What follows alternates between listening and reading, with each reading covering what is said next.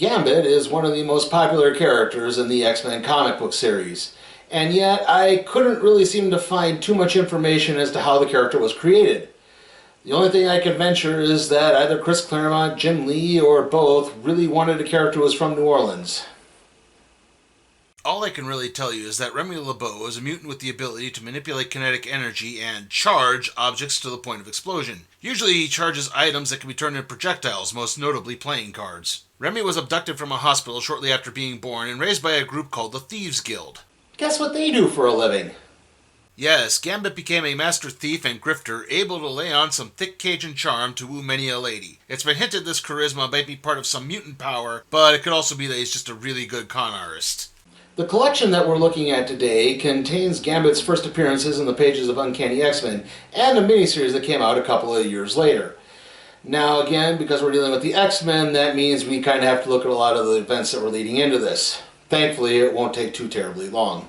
Storm, the leader of the X-Men, was abducted by two cyborg villains named Nanny and the Orphan Maker. I'll expand more on them later. The other X-Men tried to free her, but the ship that she and the villains were on crashed, apparently killing her. In reality, Nanny placed Storm into a chamber which regressed the weather-controlling mutant into adolescence. This not only wiped Storm's memory, but made her lose the ability to properly control her powers that she had gained as she had aged. Storm managed to escape Nanny and Orphan Maker into the wilds of Illinois, or possibly Mississippi, I'm not entirely sure. However, a condition brought her to the attention of a figure from her past, a demonic entity known as the Shadow King. Again, another character I'll expand upon later.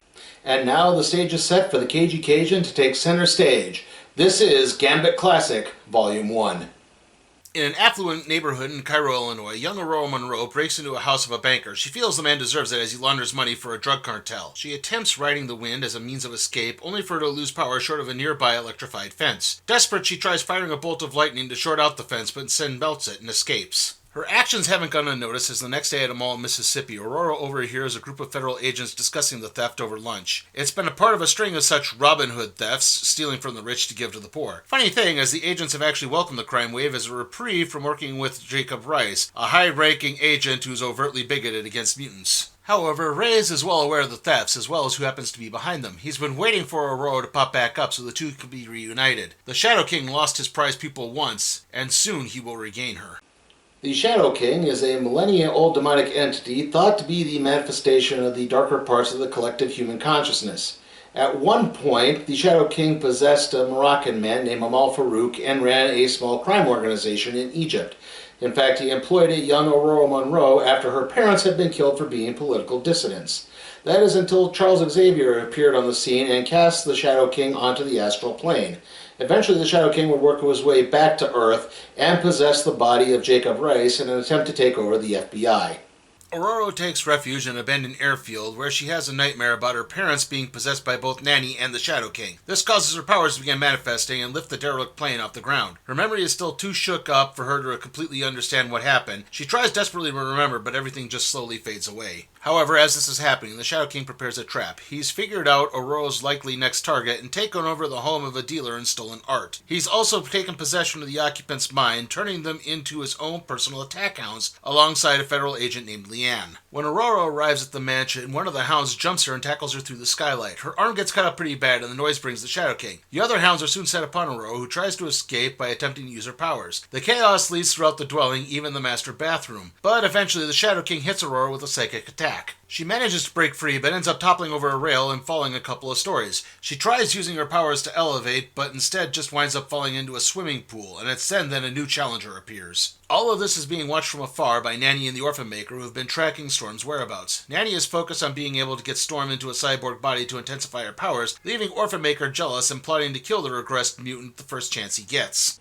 Nanny was once a scientist who specialized in cyborg technology that worked for an anti-mutant hate group called the Right. When she attempted to betray the organization, they sealed her away in a cyborg body shaped like an egg that left her with a warped mind. In order to get revenge, she took the body of a young mutant named Peter, whose powers had manifested in early childhood, and placed him in the cyborg body of the Orphan Maker. Now the two travel the countryside seeking to do the same for others.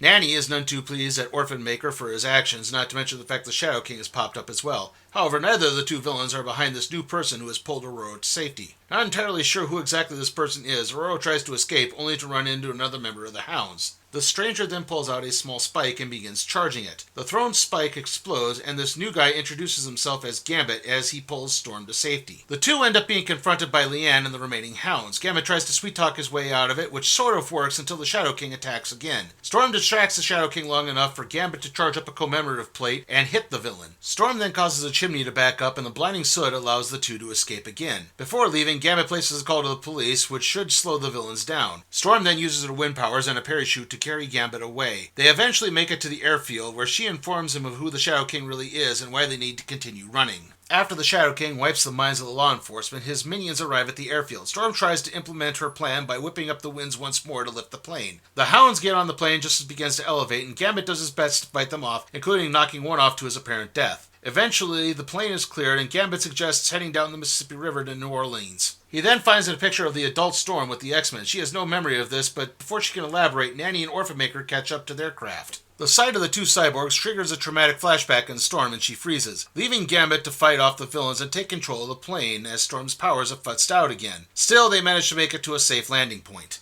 You know, it's funny the way the story has played out. They never actually pursued any type of romance between Storm and Gambit once her age was restored, which it obviously was. Instead, Gambit's one and only love interest on the X-Men has always been Rogue.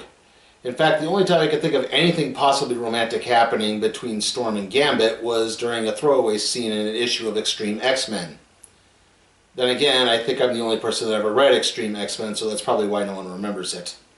Storm and Gambit make it to New Orleans, where they bounce around and pull a few heists in Louisiana and Texas, stealing only from bad guys. Storm continues trying to recover her lost memories, but still comes up short. However, during Mardi Gras, she spots Orphan Maker chasing Gambit, who gets captured and brought onto Nanny's ship. Aurora's memories slowly return as she sneaks on board the ship shortly before takeoff. She finds the chamber where the de-aging took place and remembers how it triggered her claustrophobia. She causes a commotion that brings Orphan Maker, but manages to take refuge in one of the cyborg suits. Feeling that she has no other choice, Storm decides to use the suit to try to rescue Gambit. Though Nanny is pleased by Storm's initial conversion, Orphan Maker is not, and a fight breaks out. Eventually, Storm punches a hole in the craft's hull and tosses Orphan Maker out. Meanwhile, Gambit fires off a playing card at Nanny and the ship crashes. Storm and Gambit swim to safety as all of Storm's memories have returned. She begins directing Gambit to Westchester, New York and the X-Men.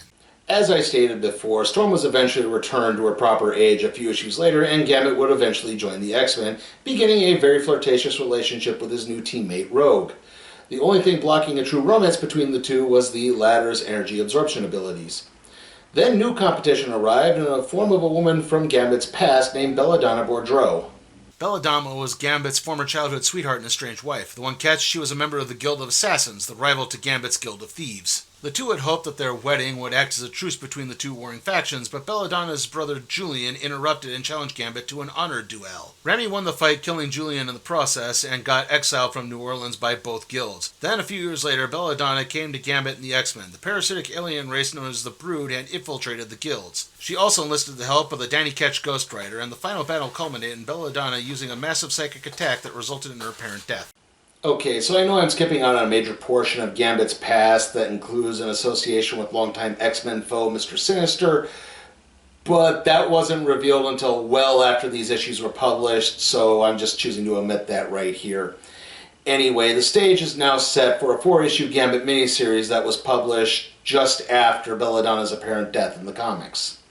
Gambit and Rogue are participating in a Danger Room training session and flirting when a security alarm goes off for the X-Mansion. The generically costumed individual makes it all the way inside but gets grabbed by Gambit. However, the thief in question is Henri LeBeau, Gambit's adopted brother. Henri informs Gambit that a ritual called the Tithing is about to be performed and all must be present, even Gambit. Added to that, the Guild of Assassins have broken the truce and begun killing members of the Guild of Thieves. The leader of this is none other than Julien Boudreaux. Before Henri can get out anything more, he's shot in the chest by a group of assassins that were following him. His dying breath mentions Belladonna before asking to be taken home. Wolverine uses his tracking ability to discern where the assassins are headed, and Gambit heads off alone in pursuit. He chases them to the old abandoned warehouse district while the X-Men, Rogue in particular, begin to worry. Gambit fights off the assassins when Julien Boudreaux emerges from the shadows. Julien explains that someone brought him back to life to end the tithing forever, and that includes Gambit's death. The two fight, and Julien impales himself on his own sword when Gambit comes into possession of the item. He's still not dead, though, as the assassins vanish via a portal. As they leave, Julien implies that Belladonna is still alive. Gambit must return to New Orleans, preferably alone, but Rogue is insistent on coming along. He points out that their burgeoning relationship is Dunyan rings if it turns out Belladonna is alive, but Rogue says she's a big girl and willing to deal with the consequences. Or that's at least what she implies. So what exactly is this tithing thing they're talking about? Well, it turns out that both the Guild of Thieves and the Guild of Assassins were founded by an immortal telepathic mutant named Kandra. Now, Kandra bestowed the assassins with power in order to protect her, and she bestowed the thieves the elixir of life in order so they could steal for her. Now, the tithing is a ceremony in which both guilds pay tribute to their benefactress, with the possibility that if one of the guilds doesn't follow through on the tribute, that the powers could go to one guild and one guild only.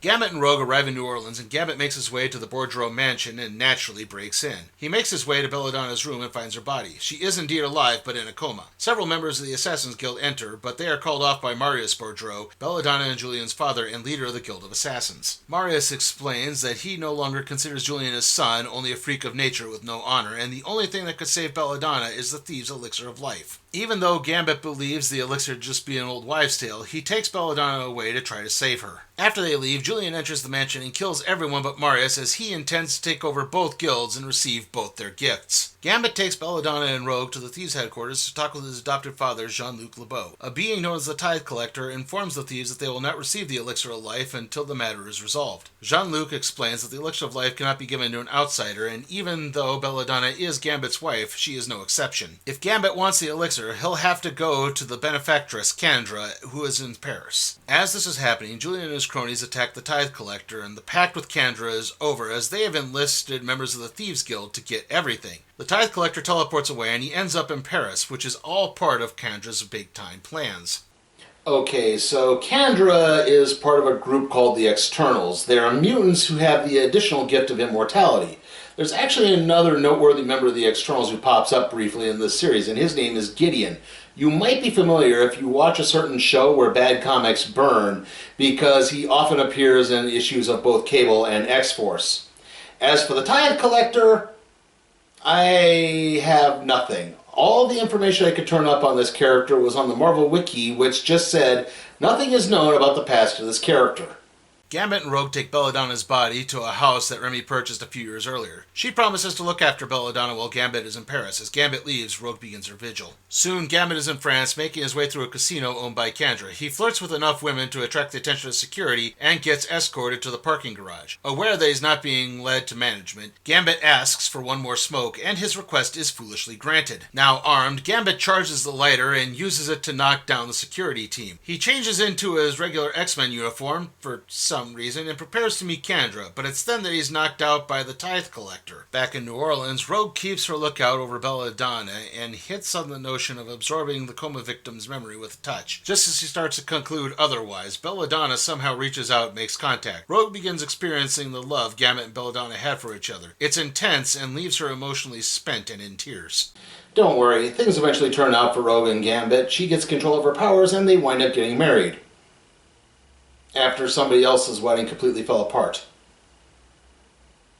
Gambit comes to in Kandra's bedroom and is immediately jumped again by the Tithe Collector. He wants revenge for being jumped back in New Orleans, even though Gambit had nothing to do with that. The commotion is enough to bring Kandra, who was apparently in the midst of getting dressed when all of this started. Kandra plants a kiss on Gambit and then blasts him with a psychic attack. It turns out the two had crossed paths before, with Gambit never getting her name. She knows he wants the elixir of life, but she has her own plans in mind. Kandra has grown bored of the same routine and feels the guilds need to go and be replaced. That's why she resurrected Julian Bourdreaux and is destroying everything. Gambit can join, but only if he kills his adopted father, Jean-Luc. But before anything can happen, Julian turns on Kandra as he wants the power for himself. Needing the elixir, Gambit steps up for Kandra, but ultimately Jean-Luc takes a blow and tells Gambit to save Belladonna. Kandra blasts Julian out of a window, and Gambit seals the deal with Kandra by kissing her. Yeah, at least he's not doing this as a means to try to swipe the elixir away from her. After Gambit leaves carrying Jean-Luc's body, Kandra realizes that he swiped the elixir during the kiss. However, it turns out this is only part of the elixir, and the other half is actually with Julian thanks to his cronies in the Thieves Guild. Upon returning to New Orleans, Gambit confronts Julian one last time. Julian pleads with Gambit. The elixir Kandra used upon him was incomplete. It granted him eternal life, but not exactly eternal youth or healing, and it's left him an addict, something that Jean-Luc had explained to Gambit earlier. I'm not entirely sure as to whether or not Julian's condition arose from the fact that he drank the incomplete elixir, or it's because he's not a member of any of the guilds, Or what exactly? This is getting a little too convoluted. Gambit prepares to leave for the mansion to give the elixir to Belladonna, but he's attacked by Kendra's forces. Jean-Luc changes his tune once again and tells Gambit to just turn over the elixir, but Gambit instead charges up a statue and throws it at the attackers. The resulting explosion proves enough of a distraction for him to escape. Gambit reaches the mansion he left Rogue and Belladonna at, but is unaware that Julien Bourdreau is tailing him. On top of that, it turns out the Tithe Collector got there ahead of time and taken both of Gambit's lady friends hostage. Gambit feigns pleading for Belladonna and Rogue's life in order to actually grab hold of the Tithe Collector's coat and charge it. He then shoves the Tithe Collector through a window. With that threat seemingly dealt with, Gambit prepares to administer the elixir to Belladonna, only for Julien to come crashing in, smashing the vial of elixir in the process. It's then that Gambit gets an unlikely assist from Marius, who shoots Julien enough times to finally kill him. Somehow. Unfortunately, it appears to be all for naught as the elixir is gone. The only hope is that some of it splashed onto the sheets of Belladonna's bed. Gambit cuts off one of the sheets with a piece of the elixir on it and manages to wring a drop into Belladonna's mouth. It proves to be enough to revive her, but all of her memories of Remy LeBeau are gone. Realizing that their love just isn't meant to be, Gambit elects to leave Belladonna with Marius. Rogue admits her love for Gambit while comforting him, but again, it appears that this relationship is just never going to come to pass. Until it does. And that concludes our look at Gambit Classic Volume 1. How was it? Well, on the plus side, I would say there's some really strong characterization for Gambit, Storm, and even Wolverine. I mean, Gambit and Wolverine have this kind of frenemy relationship, like Wolverine has with pretty much all of the X-Men.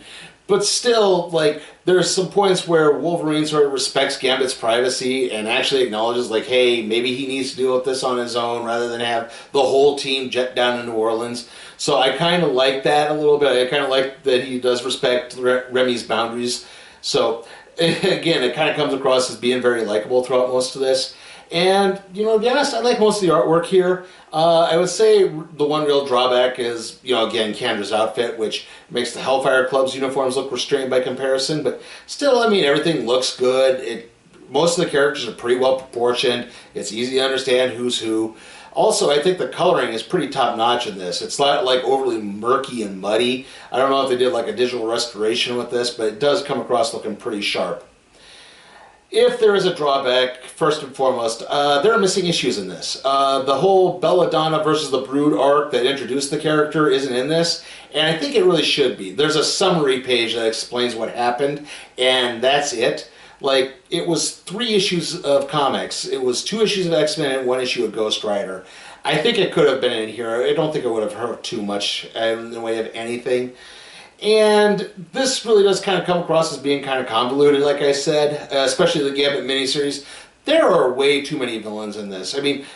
It's borderline with the Uncanny X-Men stuff, but at least that, I think it's spaced out a little bit. You get first the Shadow King and then Nanny and Orphan-Maker. You don't get them both at the same time. And in the Gambit miniseries, you get the Guild of Assassins, the Guild of Thieves, Julian and his gang, Kendra, the Tithe Collector, Kendra and the Tithe, and you get into the problem here, there's way too much going on. I think they got way too stuck up in their own mythology for their own good. I really wish they maybe simplified this story down a little bit. Just make it Gambit trying to get the elixir from the thieves and then also having to battle Julian for it. Or get the elixir from the Tithe Collector and having to battle Julian for it.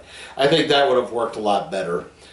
So yeah, I'm afraid overall that has really brought this down in my opinion. I can't wholly recommend it. It's not terrible, but it's not spectacular by any stretch of the imagination. That's why I'm going to be giving Gambit Classic Volume 1 a C. And with that, let's see what we're doing next time on the Random Trade Review.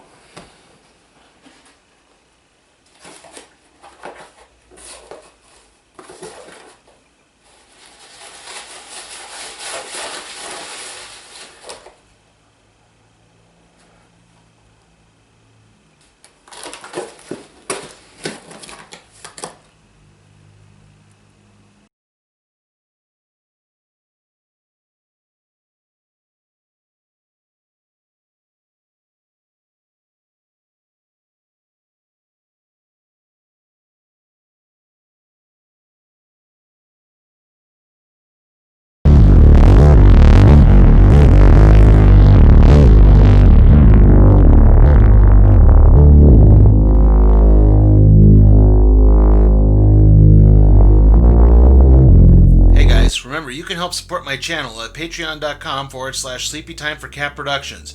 There, you can request a trade to be put in the randomizer, aka the cardboard box. Also, remember, like, comment, share, subscribe, and ring that notification bell.